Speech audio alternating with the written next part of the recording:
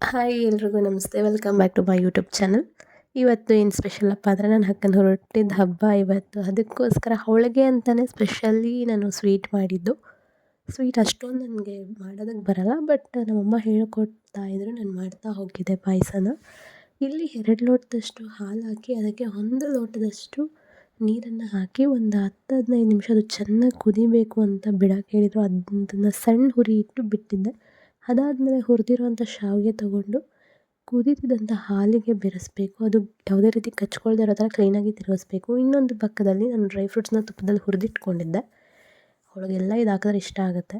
ಅದಾದಮೇಲೆ ಅದಕ್ಕೆ ಸಕ್ಕರೆನ ಎಷ್ಟು ಸ್ವೀಟ್ ಬೇಕು ಅಂತ ನೋಡಿ ಹಾಕ್ಕೊಂಡು ಸ್ವಲ್ಪ ಏಲಕ್ಕಿ ಪುಡಿನ ಪೌಡ್ರ್ ಮಾಡಿ ಹಾಕ್ಕೊಂಡಿದ್ದೆ. ಕಂಡೆನ್ಸ್ ಮಿಲ್ಕ್ ಕೂಡ ಇಷ್ಟ ಆಗುತ್ತೆ ಪಾಯಸಕ್ಕೆ ಹಾಕಿದ್ರೆ ಅಂತ ಯೂಸ್ ಮಾಡಿದ್ದೀನಿ.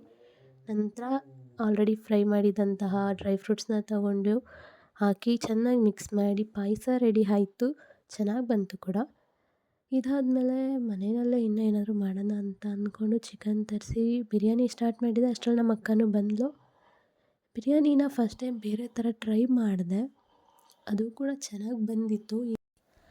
ಅಡುಗೆ ಎಲ್ಲ ಆದಮೇಲೆ ಮನೆಯವರೆಲ್ಲ ಒಟ್ಟಿಗೆ ಊಟನೂ ಕೂಡ ಮಾಡಿ ಇವತ್ತಿನ ದಿನನ ಸ್ವಲ್ಪ ನೆಮ್ಮದಿಯಾಗಿ ಕಳೆದಿದ್ದೀವಿ. ಯಾಕಂದರೆ ಡೇ ಏನೋ ಚೆನ್ನಾಗಿತ್ತು, ಅಷ್ಟು ಕೆಟ್ಟದಾಗಿರಲಿಲ್ಲ. ಕೆಲವೊಂದು ಸಲ ಡೇ ಚೆನ್ನಾಗಿರಲ್ಲ, ಕೆಲವೊಂದು ಸಲ ಚೆನ್ನಾಗಿರುತ್ತೆ ಅನ್ನೋ ರೀತಿ. ಇವತ್ತಿನ ದಿನ ಚೆನ್ನಾಗಿತ್ತು. ನಮ್ಮ ಅಕ್ಕನೂ ಕೂಡ ಖುಷಿಪಟ್ಟಳು ಇದೆಲ್ಲ ಊಟನ ತಿಂದು. ಸೊ ಇವತ್ತಿನ ವ್ಲಾಗ್ ಇದಾಗಿರುತ್ತೆ. Thank you so much for watching my videos.